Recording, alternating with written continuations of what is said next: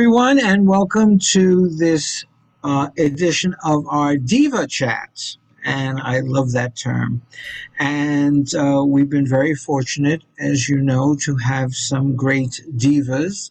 We started with Luana Duvall and Tashina Vaughn, which was a great conversation. And then I had from Broadway, Elena Batman, who was in the cast of Phantom of the Opera here on Broadway and in Las Vegas. And then Aprile Milo and Eve Quella. Yeah, so we've had some wonderful people. I just finished a discussion, which we'll be posting, with Isola Jones and Claudia Catania, which was really very interesting. And on the realm of Divo chats, I had who I call the original Divo, Ashraf Sawaliam. Do you know Ashraf? I do, of course. Everybody. And he's wonderful. I've known him for a very long time. And then, of course, another original Divo, Will Berger. So now I'm very happy to add to the fold an old friend of mine, and we won't go back to how long ago we met each other. Steve, let's say a friend of long standing. A friend of very long standing. Instead of an old friend. Right, because the only one of us that's here that's old is me. So, you were my babysitter, right? Oh, yes. But truly, right as you were on the stage. But truly, I've known Cori a long time. She sang with a company that I had, and I directed her in Deflator Mouse. And it was a pleasure back then, and I've followed her career and her trajectory to now being a leading dramaturg. And that's where we're going to start. As to who you are a staff dramaturg at the Santa Fe Opera. And I have been. I am not presently. No, okay. Yeah. And we're going to talk about that because you did some wonderful things there with them. And you have worked in that role with Glyndebourne Festival and New York City Opera.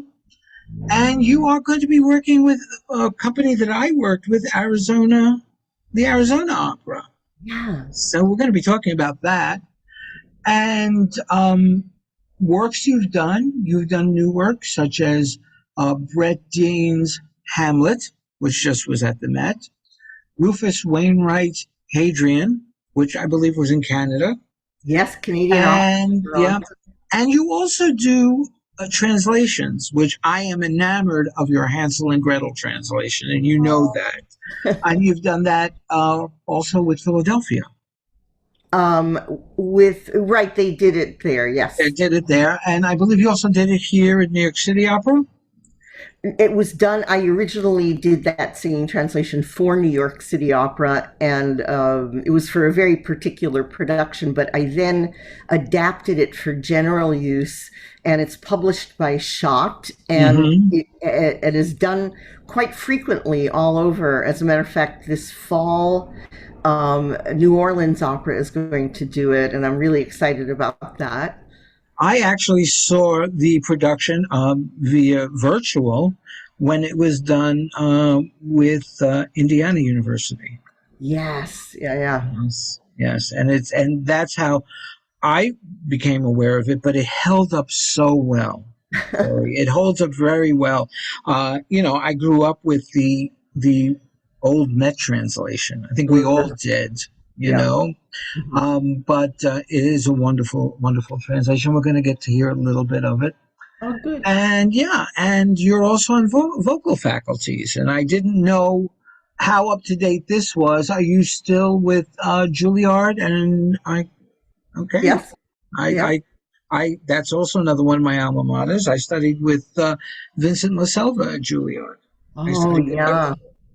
Great maestro. Yeah. Oh, he's wonderful. Wonderful. Really a throwback to the old school, would you say?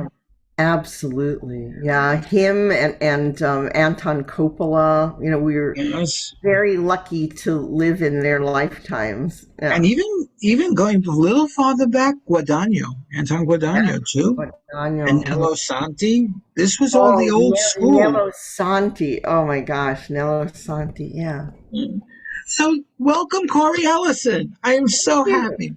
So, tell me, how does a mezzo soprano, who also was the leader of song for many masses I attended at St. Patrick's Cathedral, Yeah. how does she become a world class dramaturg?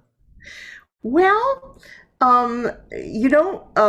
thing is, I sort of feel often I say I was born a dramaturg, but it took, it took a while to discover that because it's a role that really did not exist in this country, opera dramaturg, and barely exists now.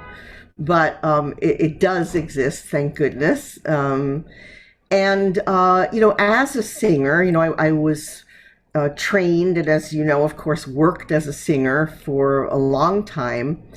And in the course of that, I just naturally gravitated towards a lot of the things that dramaturgs do. Like, I really enjoyed translating my own music. And then friends of mine caught on to that and said, "Hey, will you do the translations for my recital?" And then I always loved to do research. The minute I got assigned a new piece of music to sing, did I go to the practice room first? No, I went to the library, and so I did. And then, of course, when supertitles began, I sort of threw my hat in the ring for that. And that's a story in itself of how I began doing supertitles, if you want to hear that. Yes, as a matter of fact, because I did supertitles too with Orlando Opera for quite a few years. And I am very interested how you started, because you were involved when the Met did their supertitles. That's right. I was very lucky to be in on the ground floor of Met titles. I was, part of the original team. There were five of us, five translators at that point, because all of the rep had to be translated. Nowadays, it's actually rare for them to need a new set of titles because almost everything they do is already translated. So it's only the new works and so on. But actually, I began my supertitling life at New York City Opera, which I will forever consider my beloved home company, which unfortunately no longer exists, at least in the form that you and I both knew it. Yes. And back, and this was, I started when I was still in school, actually. I sang associate chorus at New York City Opera. And this was during the last years of the tenure of Beverly Sills as general director. Now, Beverly Sills, I think, is legendary not only for being like truly one of the great singers of the 20th century, but also, she was a great administrator of opera and of Lincoln Center. And she ran New York City Opera for a long period of time just after she retired from singing. And it was Beverly, along with Lotfi Mansouri, who at the time was the head of Canadian Opera in Toronto. They went to Taiwan because those companies were going to open the new opera house in Taiwan, and they saw there the way that Chinese opera is, for centuries has had simultaneous translation. At first, they were paper scrolls on either side of the proscenium because, of course, Chinese is written up and down, but all of a sudden they had the idea, hey, why don't we do this for Western opera, So, and you know, it was kind of in a certain way a no-brainer because for years we've been going to films that are subtitled. So why Right. not opera? Although a lot of people, as you know, sort of opposed it at first. But anyway, so I was singing associate chorus at City Opera, and Beverly was our fearless leader, and she was just such an open person. Her door was always open. She knew everybody. She knew everybody's name, the custodians, and you know, just everyone. And you could just always walk in and talk to her if she wasn't busy. And so I went in one day. City Opera had been, you know, pioneering. They did their first surtitled production. It was Cendrillon of Massenet, and I just thought it was great. And I just marched in there and said to her one day, "Gee, you know, I'd love to do this. You know, I think I could do it." And she said, "Okay, well, great, dear. You know, why? Can you tell me what you think your qualifications are?" So I said, "Well, obviously, I'm a musician. I have languages. I happen to have an education in stagecraft as well." And she asked me what languages I got along in, and you know, she was kind of taking notes. And then she said, "Well, dear, you know, we're all set now. Sonia Friedman was the first super title person there. She had had a long career in film Mm-hmm. subtitling." And so, you know, I walked out of there and I just thought, well, nothing ventured, nothing gained. You know, I thought, what the heck, you know. And that was that. And a year later, my phone rang and it was Beverly Sills. And she said, "Oh dear, are you still interested in doing super titles? Because we need titles for our new production of The Love for Three Oranges. And so we need somebody that can get along in French and Russian. And we've parted ways with Sonia, so we're exploring different writers." And so I said, "Absolutely, yes." So that was it. Now I ask you, here I was literally a kid. I was a kid in the associate chorus.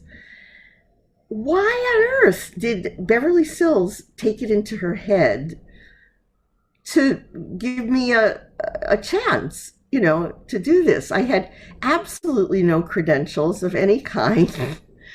Um, It was meant. That's all I'm going to say. It was meant. I guess, you know, and I will be forever grateful to her because, of course, that's turned out to be such a huge part of my Mm-hmm. career. And of course, it led also to doing singing translations. So that was, you know, kind of an amazing. I feel like I've led a charmed life. I've worked really hard, it's true, but I've had so much amazing luck in this profession, and Yes. I am grateful to so many people who, you know, for no reason whatsoever, were so kind to me and offered me incredible opportunities along the way. Well, it's And I really you. try to pay it forward now, you know. I was going to say you are one of the kindest people too. Oh, So I have to make you laugh with. I will trade you a story with when I first started. Uh, the first time I saw super titles, and they were super titles, was with Sarah Caldwell yeah. in Boston at the old, well, it still is there, the Emerson, where she worked, and I said, "This is phenomenal." Um, of course, I never had an inkling of how they were going to do it at the Met at that time, because Neither did they. yeah, because the the proscenium is so tall Mhm. that you would walk. You wouldn't have been able to watch the performance if you needed to, Yeah. and you would walk out like this with your head Mhm. held high Yeah. because that's the way it would have done. But however they worked it out, having it in front of them is wonderful. Well, Yeah. I for many years had lived in Orlando, and I went Oh, to the Orlando Opera, and I offered my services. And I thought, you know what? I'd be a big fish in a small pond. Hey, I'm a big guy, so I'd be a big fish in a small pond. Well, Robert Swedberg, who I will be forever grateful for what he did for me, in those days with what was Orlando Opera, not what it is today. He said to me, I really need someone to run the supertitles. And I said, run them or write them? And he said, run them at this point. I said, okay. So in my mind, I figured I'd be sitting in front of a computer pressing a button, which would be fine. He said, I need somebody who's a musician, who knows languages, exactly what Beverly said to you. And I will never forget the first show they asked me to do was Falstaff. Oh my God, that's a baptism by fire. With Cheryl Mills as Falstaff. With Cheryl Mills, Mark Delavan, and Cheryl's wife Maria was Nanette, and Tashina Vaughn. Again, a friend of mine for many years. Tashina was the Quickly. Alice. Yeah. No, Tashina was the Quickly. Oh, right. Of course, she's a mezzo. Yeah. I don't remember who the Alice was, and but Mark Delavan was the Ford. Right. And it was very interesting to see the dichotomy between Mark and Cheryl. Yeah. Because at that time, Cheryl was going to the end of his career, and Mark was just beginning his career. And of course, Mark went on to be a brilliant Falstaff himself. That's right. That's right. Glimmerglass and City Opera, among other places. Right. Exactly. Yeah. With Stephen Powell as a brilliant Ford. Oh, wow. Yes. Yeah. Well, the person who was running the supertitles was none other than Kirsten Chavez. Oh, no. I love Kirsten Chavez. And so we kind of met, and I was taking over for her. And, oh, my God, we love each other. I mean, we're like brother and sister, but when I first met her, we bounced off each other and I understand why, because as you said, the supertitles are at the beginning, at that time, was a horror. Yeah. On top of it all, since Orlando, where we were performing was unionized, and in those days, the supertitles were on slides. Nightmare. Of course. And you had to cue the person who pressed the button with the slide. You couldn't press the button yourself. Right. You had to cue the person. That's the case still at the Met. Union Is houses. It? Yes, all union houses. There are, I'm not going to tell tales out of school, but there are a few union houses that look the other way. And I'm not going to say which ones, but it's much easier. I will tell you. Oh my God, yes, it's so much easier. Falstaff to me. I know that opera so well now. Yeah. You have no idea. Yes. But the worst thing that ever happened was we were doing a production of The Flying Dutchman with Greer Grimsley. Oh. And the person set up the fly tray and went out to have a smoke. Well, it started and he never came back. So I had to press that button. Oh, yeah. Well, what I didn't know, and I guess what he didn't know, was, the first words are ho, ho, ho, ho, ho, ho, right? Of Flying Dutchman. I press the first slide and it says, would you like to marry my daughter? Oh, no, Dolland, right? Dolland. He put the wrong slide tray in first. I had to run and find him and then try to find a way to get to the right slide. Well, the right slide started at De Fürst de Zoom, which was, of course, the Dutchman's Daria. Yeah. Right. Oh my gosh! I'm sure we've come a long way since then. Oh yeah, the first the fact that supertitles were first done on analog slides and those carousels, like How I Spent My Summer Vacation. That's right. Nightmare. And you had to, of course, figure out when you were writing titles where the carousel change was going to be. Right. What was the point where there was enough time that there weren't titles that you could change the carousel, and that was not always intermission. Right, exactly. There are like horror stories. It happened at City Opera that during a carousel change, somebody would drop the carousel and the slides would go flying all over. And the other thing is, I don't know about you, but we used to have to, before the performance, we used to have to take a blow dryer and run them over the slides because they would get condensation on them, and it would look like weird little blobs. That's right. And it was just a horror. And then I was given the chance to a singer was coming to sing a concert with Hal France. I believe he was his wife at the time. Oh, it's Sylvia. Sylvia McNair. Right. And she was doing 4 or 5 songs from the Chant de Verne. So he said to me, would you like to create the slides for those? I loved it. It was the best thing until Sylvia decided she wanted to put her 2 cents into the slides and how they would be. And that was fine because taking it from the singer who was going to sing it, that was really a good thing too. She's super smart. She's super smart. She really is. And I learned a lot from her when it came to things that I thought I did know, but with breaths and where she was going to take some time, and it was incredible lesson to do. So I've gone on to do other things, but now with my company we are going to start doing in August concert opera, and the first one is The Marriage of Figaro. Oh my gosh. So, and I'm going to announce it because I have already. Isola Jones will be coming to do Marcellina. Oh my gosh, that's amazing! Isn't that wonderful? Yeah. So I'm having to get back into this, and I'm like, no, I can't.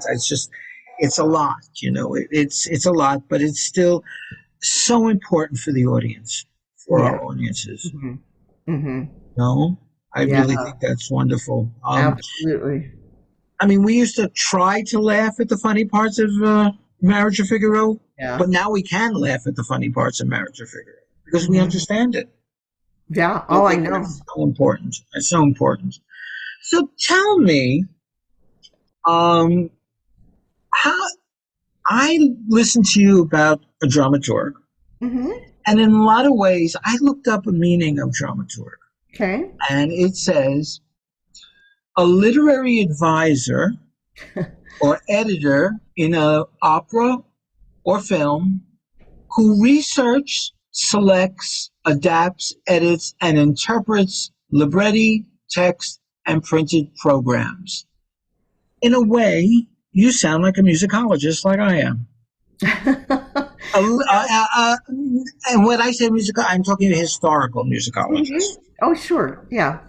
That's definitely, I am not a musicologist. I do not have a degree in musicology. However, it's sort of like, when people say, I don't have a degree, but I have life experience. My life experience as a dramaturg and as a person just functioning in theater, even as a singer, and just absorbing things the way I tend to absorb things, the way I would pay attention to things, and the way I grew up listening to opera because I've been obsessed with it since I was 7, like a little geek, Join the geek club. Yeah, really. So the thing is, and I've also, I've learned the resources, and I've also, one great aspect of being an opera house dramaturg is you do learn who the specialist musicologists are. And I've been really fortunate to get to know a lot of the great experts on bel canto and Handel and Puccini and Wagner. All Um, right, Corey, name some names. oh, well, I mean, just, well, first of all, how could you not start with the late, great Philip Gossett, Right, exactly. king, the king of bel canto Right. musicologists, the kindest, funniest. He was just great, and we worked with him a lot at New York City Opera because we were doing a lot of lesser known bel canto pieces. We did La Donna del Lago, Il Viaggio a Reims, um, Ermione, and he would write ornamentation. He would work with the Hmm. singers. He would advise us on the edition. He'd do talks, and he would write articles, and then, also following in his footsteps, someone that I worked with a lot at Glyndebourne is Francesco Izzo, who was a student of Philip Gossett.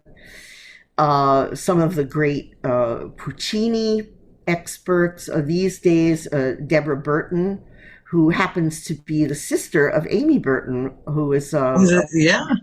wonderful soprano, now a colleague on the faculty of Julliard, and a really wonderful singer. I mean, just a wonderful soprano. So Deborah Burton, Helen Greenwald.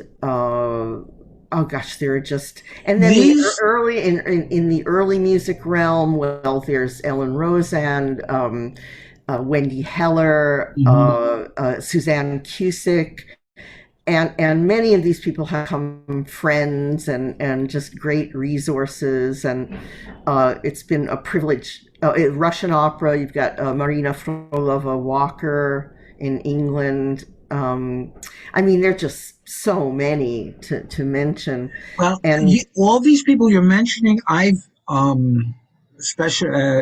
used and I've read extensively works Mhm, that they've done and used them in my papers and quoted them, and these people are just the best, yeah, priceless. And of course, I priceless. was very privileged to know Mary Jane Phillips Matz, who was Mhm. just who did like the definitive Verdi biography Right. and ran the Spoleto Festival at some point. I mean, she was just, they broke the mold. People like that don't exist anymore. Anyway, there are just so many. It's also funny. My thesis was on Il Tritico Yeah, and using Il Tritico as the end of what we knew as Italian opera. Because Turandot is very different. It really lies in is. a different realm.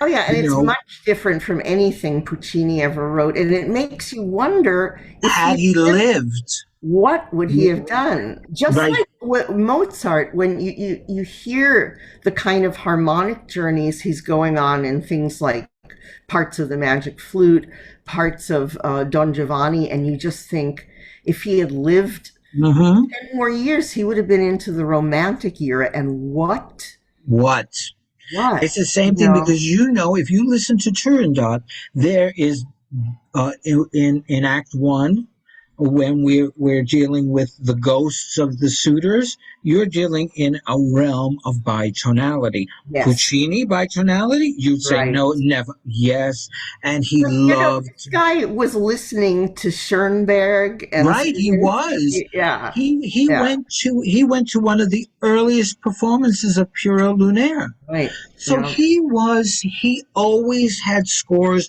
Debussy. I mean, Tabaro is pure. Well, so right. is Fanciulla. But Oh, I love Fanciulla. I think that might Fanciulla, be. I'd be hard pressed to name my favorite Puccini, but in many ways, it's Fanciulla has. Yes, I agree. But it's very funny now that I've written that paper and it's about 5 or 6 years old. I'm finding that I'm being quoted in other people's papers. And I'm like, whoa, you know, yeah, but these people were yeah. just people that we so looked up to.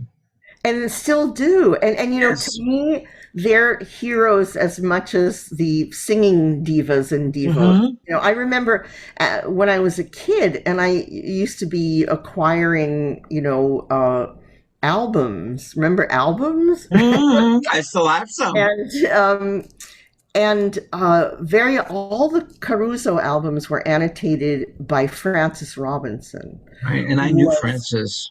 did you really? Yes, because my Oh, grandfather, my father's father, was a music publisher. He published the music of Rachmaninoff and Fritz Kreisler.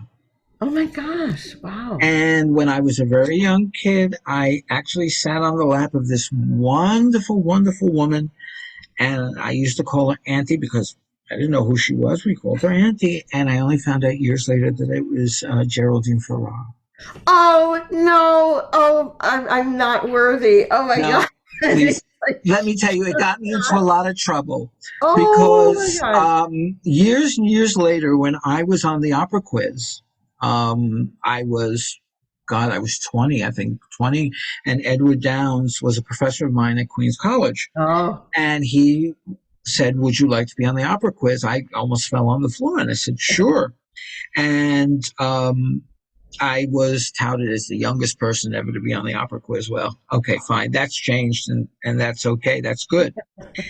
But I, the for me, the most incredible person I met was Boris Goldovsky, oh gosh! Yeah. and oh God, Josepina La Puma's daughter. See, that shows Oh, you Alberto Alberta Masiello. Masiello. Yes.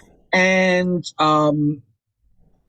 but I knew Francis through my grandfather, and he was a font of knowledge. Oh yeah. Yeah. And he was, an assistant general manager at the Met for years. He was this Years. Southern gentleman, and I never met him, but again, all of the Caruso albums were annotated by him, and he had written that amazing The book, Caruso book. A Life in Pictures, which Mm-hmm. I mean, that was like my Bible. And I just thought, I mean, I worshipped Frances Robinson as much as I worshipped Caruso. I just thought, wow, can you imagine doing what he does? And he knew everybody through him. I met Nielsen.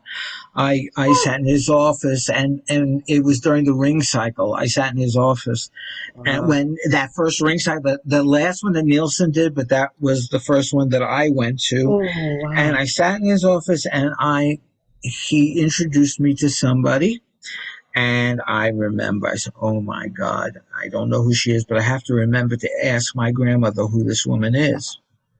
I went Yeah. home. I said, "Grandma, I was in Mr. Robinson's office and I met somebody." And she said, "Who?" I said, "Joan Fontaine." I Yeah. didn't know who Joan Fontaine was. I was What was she doing there? She went to hear the opera. Wow. And then I also had the great honor of, and was, I guess it was towards the very end of her match, Maria Yeritza. Oh my gosh. I mean, Whoa. these are the connections that we have. Yeah. Um, but I want to ask you, and I want to play just a couple of little things. Okay. And I want you to tell me from your point as a dramaturg what you did. Okay? Okay. And let's go to the first one.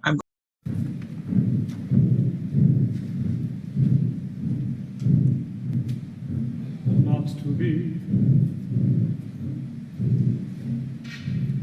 or not to be, or not to be.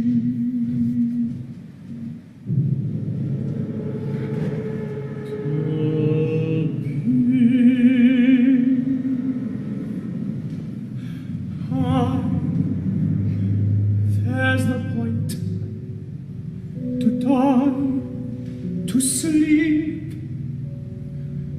Is that all I owe? No, to sleep, to dream.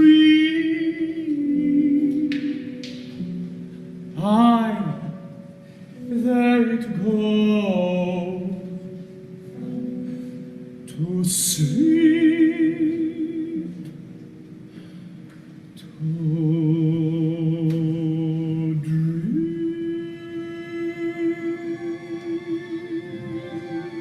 Okay. So how do you take Shakespeare as from your point as a dramaturg? Mm-hmm. What do you do with it? And Shakespeare's wordiest and best known and most intimidating play. Right. And in the UK, where this originated at Glyndebourne, this adaptation of Hamlet by composer Brett Dean, Australian composer, and the Canadian librettist Matthew Jocelyn, two absolute geniuses. And perhaps it was because they're not British, but they're Commonwealth guys, that they were maybe a little less intimidated. But what Matthew always says is that the first thing they did was to realize that in a certain way there's no such thing as a definitive Hamlet, because it exists in several different text versions, folios and quartos, that you can see in this particular excerpt when Hamlet says, or not to be, I, there's the point, I, there's the rub, I, those are all from different versions of Hamlet. Right. And there's a lot of wordplay that happens throughout this opera that's based on, these different versions. There's some very funny scenes where characters argue with each other about which is the right thing to say. But what was done here, obviously, in adapting any play to operatic form, one has to cut a lot. And not just because, obviously, if you set every word of Shakespeare's Hamlet, it would be as long as the Ring Cycle. Exactly. But also because, when you're adapting a spoken play into a sung piece of theater, you have to let the music do its share of the dramatic work. You have to let the music do a lot of the heavy lifting, because ultimately the dramaturgy exists in the music more than anything else, and the libretto is a frame on which to hang music, on which to advance the narrative and then allow for lyrical expansion of the most emotional moments, let's say. And so this is what Matthew did so brilliantly. And also in doing so, he not only was trimming, but also rearranging. It's all Shakespeare's words, but not necessarily always in the same order or coming out of the same mouths that it does in the Shakespeare play. Yet, the plot arc of the original play is completely preserved. I mean, yes, there are subplots that are missing, the whole Fortinbras thing and so on. Oh, that's okay. That could be gone. Right. Yeah. But it's all absolutely so brilliant, and it was so inspiring to the composer, Brett Dean. And so what I did, I came on board as staff dramaturg at Glyndebourne right when this piece was commissioned. And the librettist was not yet on board, but he soon was. And, when you're building a new opera, the first thing that happens is what we call a treatment, just like you have in a film, which is sort of a very detailed plot summary or synopsis. And that's where you work out the structure, because it's sort of like before you take bricks and start building the house, you have to make sure that your beams and your foundations are going to support that's right, the work. Right. So a lot of structural work is done in that phase, the treatment phase, and that I worked with Brett and Matthew, and we just did. There was a lot of shifting around of order and proportion that went on, and then Matthew put the libretto, put the flesh on it there, and then there was a sort of another stage of shaping and reshaping. And at this stage, we had a libretto workshop, and Alan Clayton, the genius tenor that we just saw, who's just one of the most remarkable singing actors in the world, and by the way, is going to do Peter Grimes next season. And Run, Don't Walk. And especially with that production, which is so wonderful. But Alan is a genius. He's a beautiful singer, never seems to tire, and just a great musician and a great actor and a great colleague. And everybody on this show from beginning to end, it was one of the happiest collaborations I've ever participated in.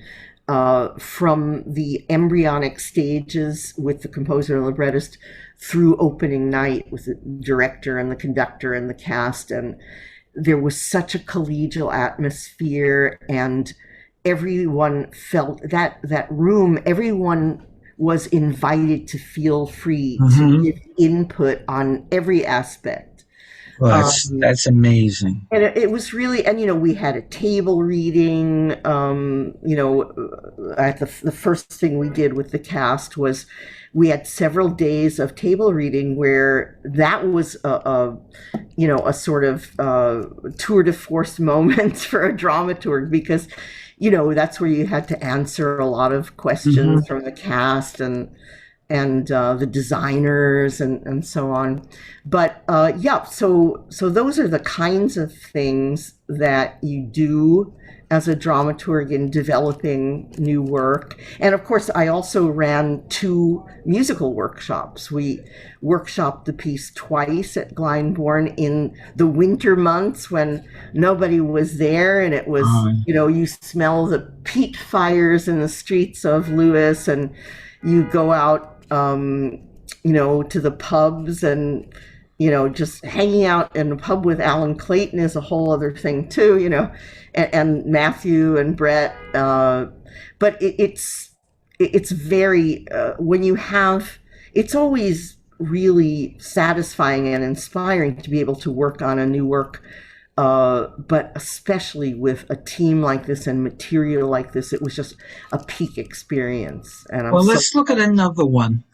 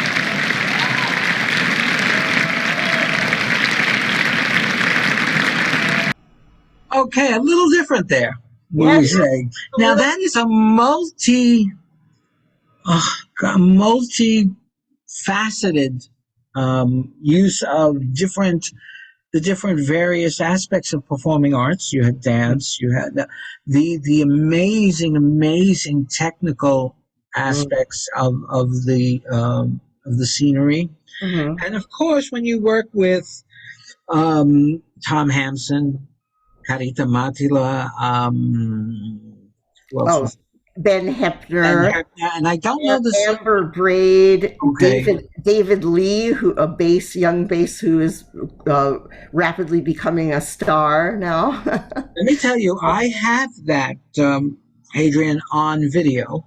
uh And I've seen it. It's been quite a while, but it amazed me because here you have these big stars hmm in a brand new work. And of course, Rufus Wainwright is not an unknown name, let's be honest.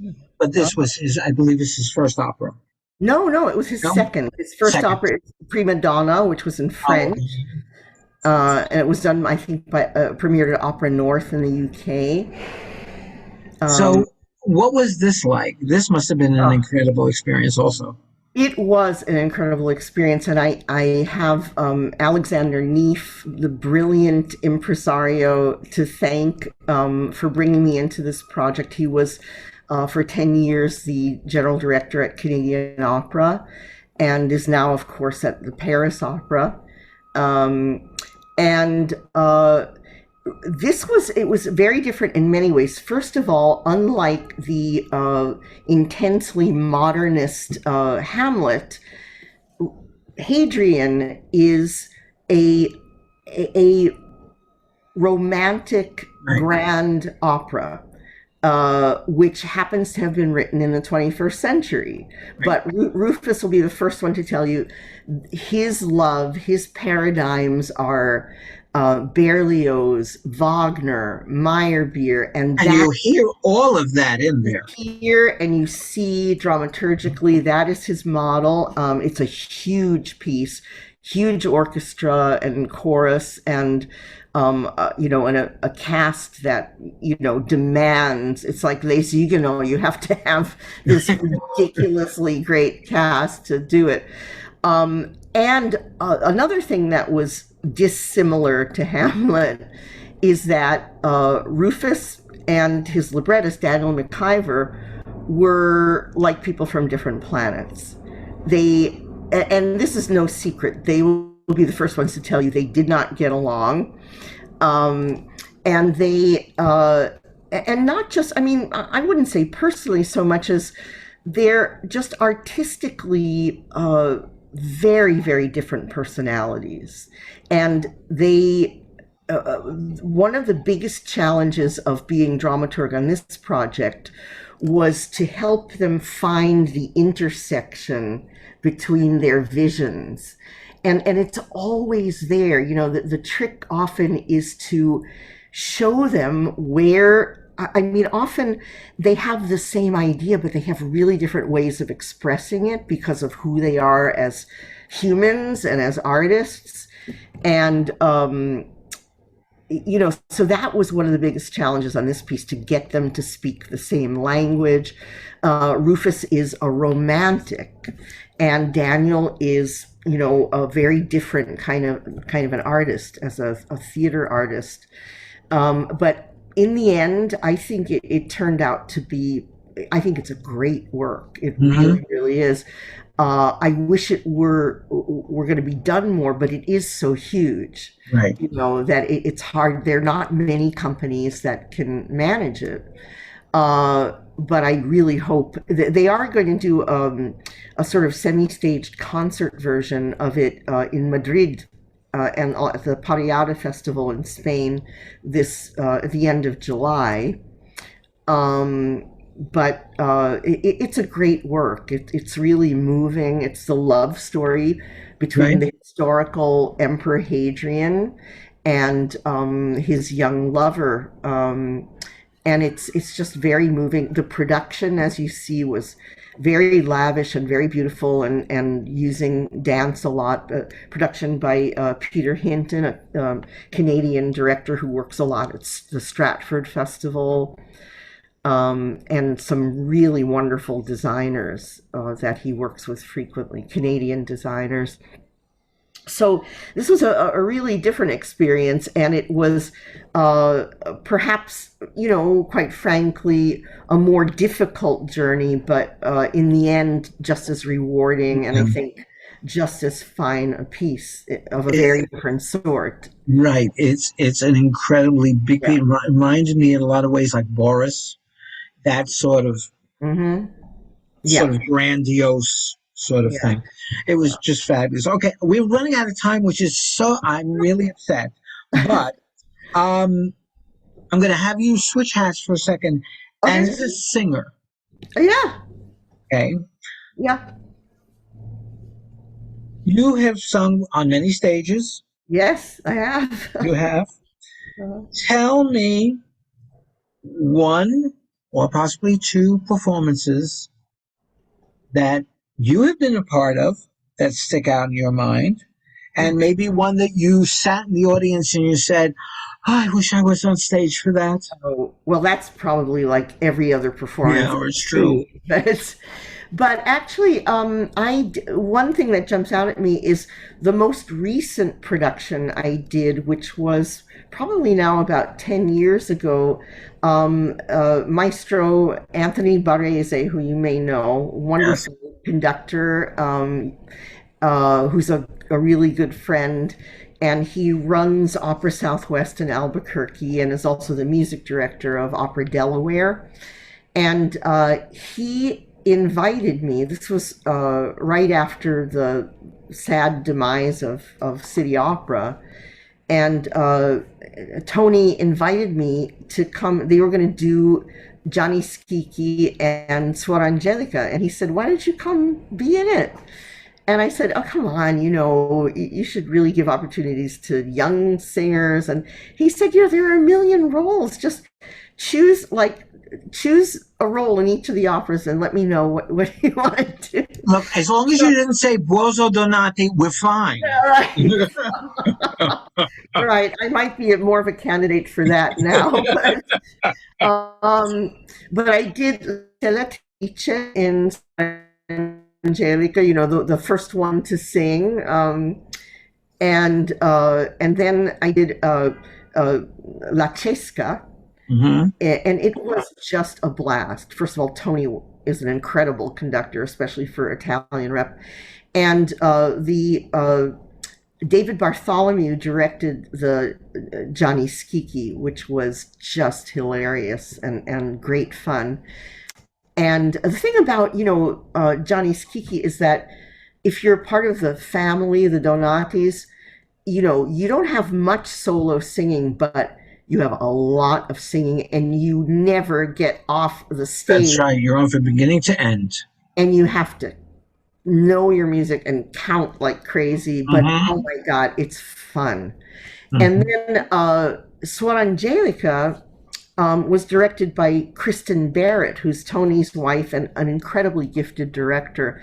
And it was, for me, like the best Suor Angelica I've ever seen in many ways. She really got to the core of it. And just to have a woman's perspective, directing that piece. And, she did the most brilliant thing at the end that I really loved is that there's always, these days, directors often are not comfortable with the miracle because it's just not cool. Right? You know what I mean? Right. Nowadays, it's just not cool to believe in miracles. So they often have to do something, But Kristen was like, no, I believe this and I want the audience to believe it.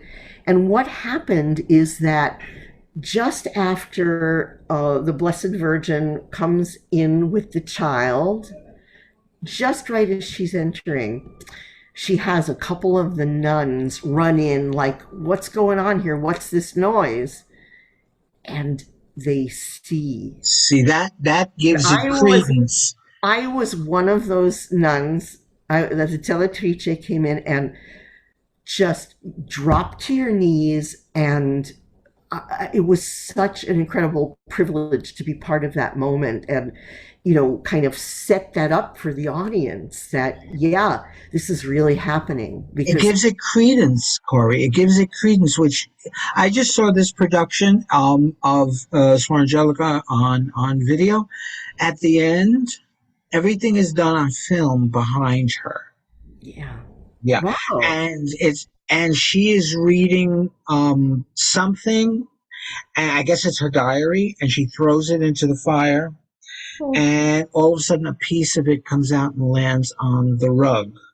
and all of a sudden that catches on fire, Oh my and then God. all of a sudden the whole convent is on fire, and Oh my out of the goodness. fire comes the child. Wow. And I thought, ooh, wow.